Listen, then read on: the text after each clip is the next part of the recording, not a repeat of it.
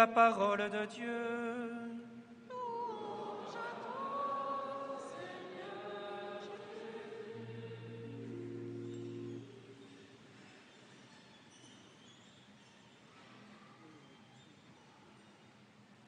L'évangile que nous entendons ce matin, chers frères et sœurs, est la suite des béatitudes que nous avons entendues dimanche dernier.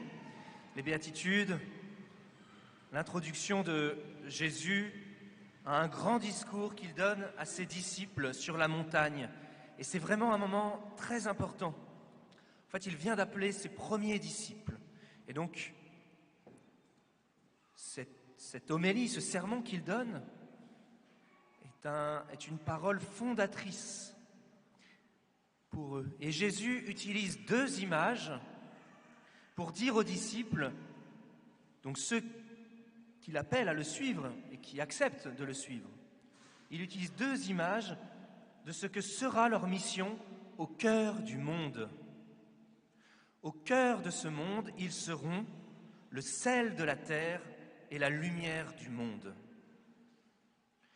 Le sel, c'est ce qui apporte le bon goût, ce qui relève et révèle le bon goût, ce qui empêche aussi la pourriture et la dégradation. La lumière, c'est ce qui éclaire, ce qui guide, réchauffe. Cela révèle ce qui est caché, ça disperse, la lumière disperse ce qui est ténébreux. Alors pour commencer, je souhaiterais vous poser une question, ou plutôt une série de questions ces questions peuvent habiter notre prière aujourd'hui ou dans les jours à venir. Comment est-ce que le Seigneur est le sel et la lumière de ma vie? Comment est-ce que la foi en Jésus, mort et ressuscité, me nourrit? Comment est-ce que serait ma vie sans ce sel et cette lumière divine? Quel goût cela donne à mon existence? Quelle lumière dans ma vie pour mes choix, les décisions que j'ai à prendre dans mon travail, dans ma famille, dans les différents lieux de ma vie? Et c'est important pour nous peut-être de faire mémoire de comment est-ce que le Seigneur a été sel et lumière dans notre vie. Et Jésus nous donne d'être à notre tour avec lui, par lui et en lui, le sel et la lumière. Sel et lumière du monde. Il nous donne de l'être et il nous demande de l'être. C'est une mission qu'il nous confie. Le sel se dissout dans le plat, son action est plutôt invisible, mais efficace, nécessaire.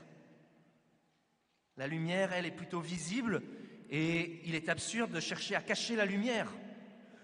Au contraire, comme nous dit Seigneur, elle doit être mise sur le lampadaire, elle doit briller et illuminer. Alors, nous pouvons rapprocher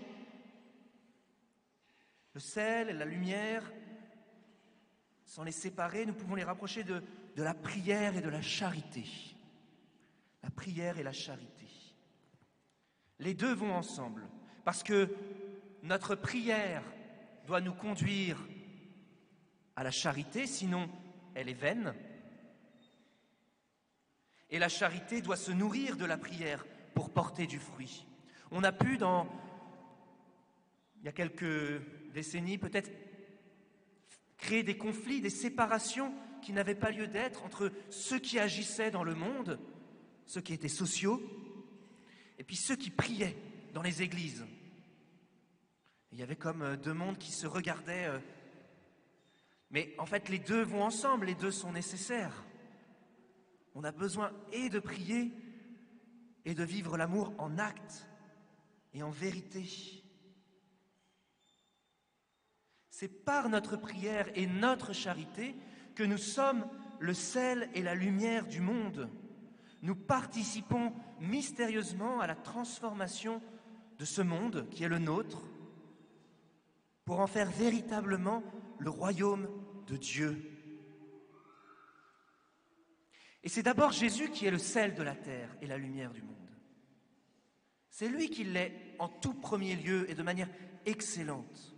Mais justement, en nous ouvrant à Jésus, mort et ressuscité, vivant et présent dans nos vies, en nous ouvrant à lui, en l'accueillant en nous, eh bien, nous devenons à notre tour sel et lumière pour ce monde. Comme chrétiens, engagés justement dans ce monde, eh bien, nous partageons les joies et les peines, les espérances et les angoisses de notre temps. Et dans tout cela, eh bien, nous y apportons Jésus comme du sel, comme de la lumière. Notre présence de chrétiens est nécessaire, est importante, comme le sel dans un plat, comme le phare dans la nuit. Mais ce n'est pas notre propre lumière. Ce n'est pas nous-mêmes que nous apportons. C'est Jésus que nous recevons et que nous transmettons. Ne nous prenons pas pour des lumières, mais soyons la lumière du Christ. Transmettons cette lumière, brillons. Ne mettons pas notre foi, notre espérance, notre charité sous le boisseau. Ne le cachons pas, cette lumière, dans nos églises. Cette lumière, elle doit briller à l'extérieur de l'église.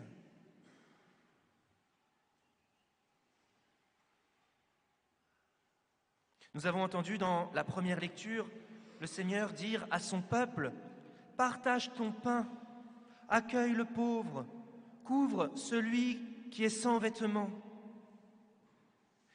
Et il y a une petite formule, je ne sais pas si vous avez pu faire attention, qui ressaisit l'ensemble de manière très forte. Ne te dérobe pas à ton semblable. Ne te dérobe pas à ton semblable. Ne te dérobe pas à ton prochain, à celui que le Seigneur met sur ta route, qui est proche de toi. Celui que le Seigneur t'envoie. Le bien que vous faites au plus petit d'entre les miens, c'est à moi que vous le faites. Alors par notre prière et notre charité, eh bien, nous ne nous dérobons pas à notre semblable. Nous prions pour ce monde, nous le prenons avec nous dans la prière. Nous portons ce monde à Dieu. Nous recevons la force d'aimer, d'agir, de ne pas nous dérober, de sortir de nos églises, de sortir de nos cocons, de nos sécurités, d'aller à la rencontre. Et par la charité, eh bien, nous aimons, nous portons cet amour du Christ, non pas mon amour pour le monde, mais l'amour que Dieu me donne pour aimer le monde en son nom. Comme chrétiens, nous sommes en mission permanente. C'est le pape qui nous dit ça. Nous devons nous considérer en état de mission permanente. Alors, chers frères et sœurs, demandons au Seigneur, dans cette messe, eh bien, la grâce d'un profond renouvellement par la prière et par la charité, dans la prière et dans la charité. En fait, c'est le mouvement eucharistique. Nous avançons pour recevoir le Christ dans sa parole, dans son Eucharistie. Mais ce n'est pas pour que Jésus soit juste en nous, vous voyez, au chaud en nous. Nous recevons Jésus parce que Jésus se remet entre nos mains, il se remet à nous pour que nous puissions ensuite, en ressortant de cette église, le porter au monde. C'est l'appel à la fraternité que le pape nous adresse aussi. Vous vous souvenez de sa lettre apostolique « Fratelli tutti ». La fraternité, ce n'est pas quelque chose de mièvre, de mielleux. Est-ce que vous avez vu ce qu'a fait le pape hier au Sud-Soudan? Il y a 4 ans, il avait reçu les représentants de 2 factions opposées qui se font la guerre dans cette région du monde. Il y a 4 ans, il avait embrassé leurs pieds pour les supplier de faire la paix. la fraternité, c'est pas mielleux. Et hier, puisque la paix n'est pas venue, eh bien, il a eu des paroles assez vives, assez fortes. Voilà, la fraternité, ce n'est pas quelque chose de gentil, de béni oui-oui. Nous, comme chrétiens, nous sommes appelés à vivre cette fraternité entre nous et à offrir cette fraternité aux personnes que nous rencontrons, en donnant notre temps, en donnant notre amitié, en donnant notre attention, en donnant notre prière. Alors c'est formidable, chers frères et sœurs, nous avons beaucoup de chance. Le Seigneur nous confie une très très belle mission, il nous fait confiance. Demandons-lui sa grâce, demandons-lui son soutien, son secours, lui qui est la vraie lumière, lui qui est le sel de notre vie, le sel du monde. Voilà, qu'il nous transforme, qu'il nous renouvelle. Amen.